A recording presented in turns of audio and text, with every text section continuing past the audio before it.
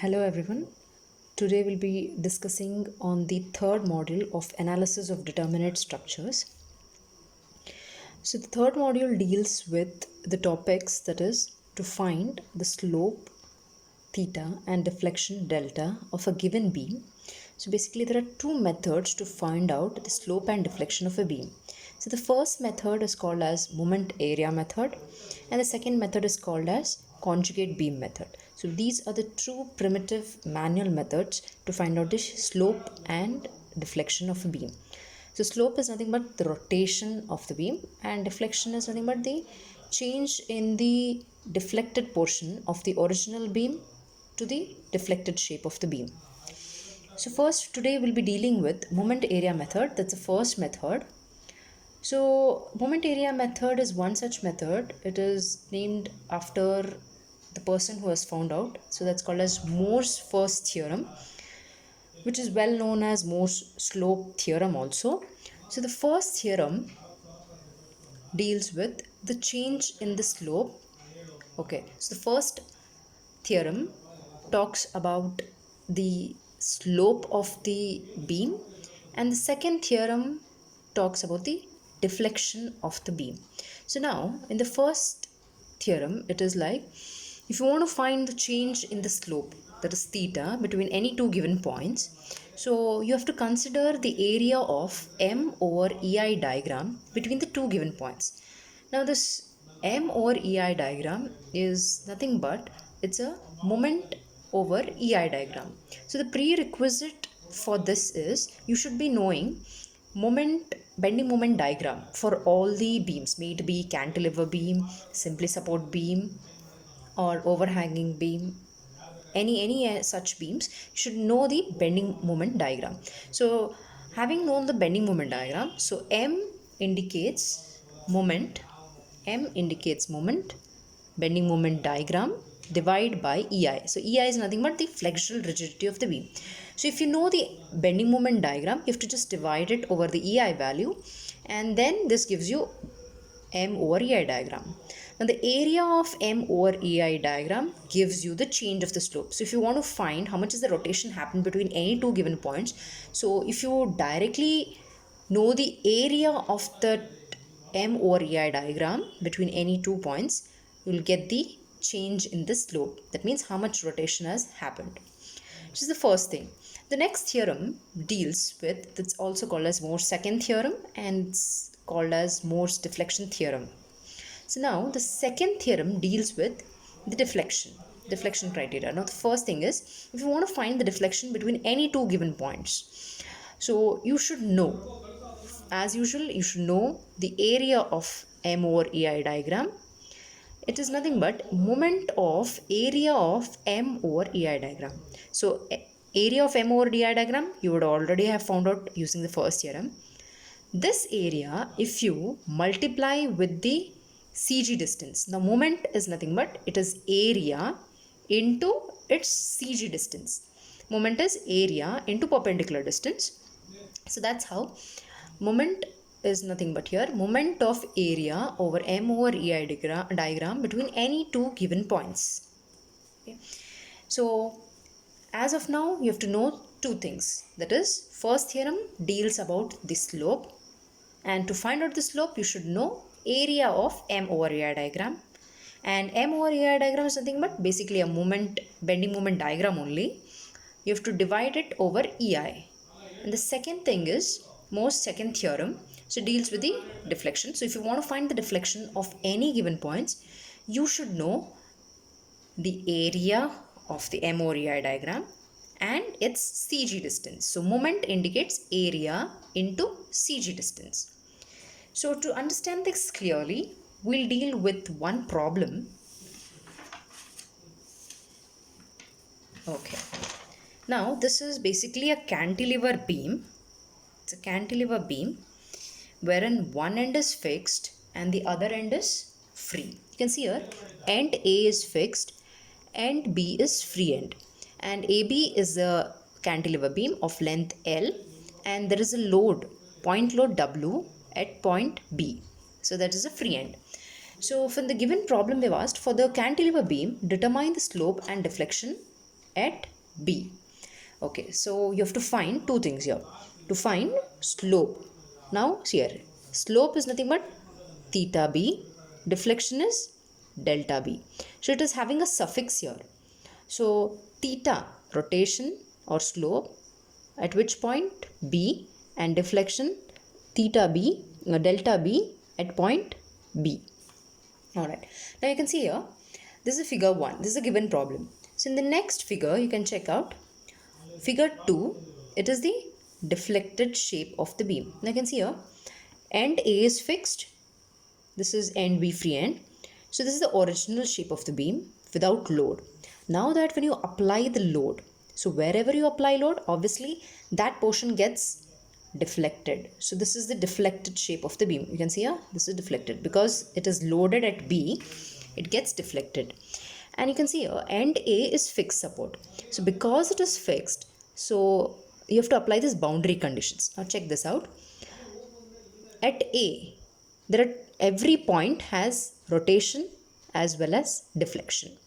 So A, so that's why it is theta A. It has a suffix A. Delta, it has suffix A. So theta A is 0. That means at a fixed support, there is absolutely no rotation and no deflection happening. So this is no rotation, no deflection. That's why theta A is 0, delta is 0. Now the meaning of this is, in a fixed support, if you can notice, I've shown this line straight here up to certain length, and then after this it goes on getting deflected, and it is maximum at B because the load is applied at B. So that's how, because at this portion it runs straight, so there is no rotation, no deflection. That's how I've written here. Now what we're supposed to find out here, at end B they've asked us to find out, that is slope and deflection. Now you can see here, at end B there is delta B. You can see here, delta, this is the original shape, deflected shape. So distance, this vertical distance will give us deflection. And if you want to draw this, if you want to show this, now here up to this point draw this beam, then exactly at this point just draw a tangent. So when you draw a tangent, it is nothing but, you can see here, this tangent and this deflected shape of the beam will give you theta B. This is how you're supposed to find out theta B and delta B. Now the first thing is, in the given problem they asked us to find these two quantities. So first draw this as usual. Next is draw the deflected shape of the beam. Again, this just can be seen in this diagram, and just deflected shape of the beam can be drawn here. And after this, as I've told you, the prerequisite for this is bending moment diagram. Now you can see here, this figure 3 is bending moment diagram. Now you can see here, bending moment A and B. Bending moment A and B. So at end B, there is, you can see here, end B, because it is a free end, bending moment at this portion is 0 and maximum at end A. So again, because it's a free end, bending moment is 0 and here it is maximum. So you have to join these ordinates. Now this is 0. You can see here I've shown it as bending moment diagram. So after drawing the deflection shape of the beam, next is the bending moment diagram. So in this bending moment diagram, B, at B it is 0. Now when you come to A, you have to find the moment. So the moment is nothing but force or the load into its perpendicular distance. So the load here is W and perpendicular distance is L. So that's how it resumes, and here at this point A, it becomes W into L. So I've written here W into L. Now, but I have shown it on the negative side. Now see here, with respect to A, if you consider the right side, if you consider the RHS. Now RHS is nothing but right side. When you consider the sign conventions, clockwise negative, anti-clockwise is positive. So with respect to A, the load is acting to the right side and the load is going as a clockwise movement. Now because there is a clockwise movement, it becomes minus. So I've shown it in the negative side. This is like a zero line and this is the negative side. So that's how I've shown it as 0 and maximum is W into L. So I've shown here minus. So now the third diagram is purely a bending moment diagram. I've shown it here. It's just a bending moment diagram. But our matter of interest is M over EI diagram. So M over EI diagram is nothing but it is just same like this bending moment diagram itself. The only thing the ordinates would be divided over EI. Now see here, this is a ordinate with W into L. This length is W into L. Now M over EI diagram is nothing but here. At B it is 0. Then when you check this out at A. So at A it is W into L. The same W into L, if you divide over EI, you'll get M over EI. You can see here, this is nothing but M over EI. So M is nothing but W into L over EI. So this becomes the M over EI diagram. So now, and this is the main figure which will be referring using the two theorems. So you can see here in figure 4, this is the area. So it looks like a triangle. So we know the area of a triangle. For this triangle, I'll find the CG distance because I have to find deflection. I have to find the CG distance. Now because I have to find the CG distance, so always for cantilevers, we'll be finding the CG from the free end. So that's how the centroid of a triangle measured from the apex. So this is the apex. So point is the apex, base is a line. So if you want to find the centroid of a triangle measured from the apex of the triangle is 2/3 of the length. So this is the length L. So if you want to measure this distance, it is 2/3. So that's how I've written 2/3 into L. So it's just 2/3 of L. So this diagram which we'll be referring is called as M over EI diagram. Okay, so now after drawing, see, all should be in a sequence. The first one would be the question, followed by the deflected shape of the beam. Only then, if you draw this diagram, you'll get to know what you're supposed to find out. Then you have to draw the bending moment diagram. So after this bending moment diagram, the same bending moment diagram, whatever are the ordinates should be divided over EI. So this becomes M over EI diagram.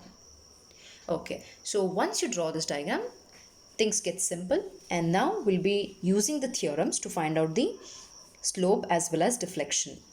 Alright, so first thing is the slope. So if you want to find theta B, okay, so you have to find theta B. So always this theta B and delta B should be checked.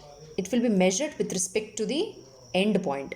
Now here, this is B is a free end with respect to the fixed end. So that's how theta B will measure this deflection with respect to the end point, that is theta A.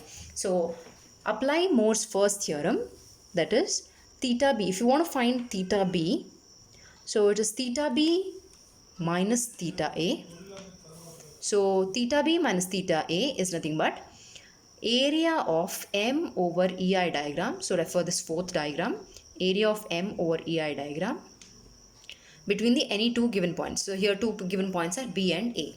So if you want to find the area of this, so again you have to refer the M over EI diagram only. So I've written here theta B minus theta A is equal to half. Now because it's a triangle, so area of a triangle is half into base. So base is L and height is WL over EI. So after simplification, we'll get WL square over 2EI. Now you can see here, theta B I've written as it is minus theta A. Now theta A is equated to 0. Again, the boundary conditions, theta A, because there is absolutely no rotation happening here. So that's why this becomes 0. So when this becomes 0, so it is theta B is equal to WL square over 2EI. And this is the maximum slope experience, then that's how it becomes theta max is equal to WL square by 2EI. So this is how we find out slow. The next thing is we have to find deflection. That means you have to find this value. How much is this delta B happening here because of the load? Now delta B is nothing but we'll be using the second theorem, that is Moore's second theorem. So in the Moore's second theorem, it says that if you want to find deflection between any two given points, again delta B minus delta A, this is like a reference end point. Okay, so if you want to find that, it is nothing but it is the first, as usual, write the theorem here. Moment of area of M over EI diagram between B and A. Between B and A. So now you can see here delta B minus delta A is equal to, now see here, moment of area. So if moment of area is nothing but it is basically the area of M over EI diagram into its CG distance. Now this CG distance will be always measured from the free end from the cantilever beam. So now theta B minus this is delta B minus delta A is equal to, okay, as usual, first we'll write this area. So it is area into CG distance. So area is half into base into height. So this will be again considering the fourth diagram itself. So you can see here again, as usual, it's a triangle, half base L, height WL over EI into CG distance. Now CG distance, you can see here I've clearly mentioned here. So it is M over EI diagram between B and A about point B. So we are finding the moment about the point. So moment about point B. So if you find this moment about point B, so you are finding this distance. So this distance is nothing but it is 2/3 of L. So that's how I've written here 2L by 3. So now in the next line you can see here delta B minus delta A. Again you can see here delta A I have equated to 0. Again why 0 is because end A there is absolutely no chance of deflection. So that's why if we equated this to 0, so after simplification you get this WL cube by 3EI. So that's how delta B is equal to WL cube by 3EI. Delta max is equal to WL cube by 3EI. Because this is the maximum deflection happening. At free end there is maximum deflection, maximum rotation. That's how it gains theta max, delta max. And this is the simplest way to find the slope and deflection of a cantilever beam using the theorems, that is Moore's first theorem, Moore's second theorem. Okay, thank you for watching.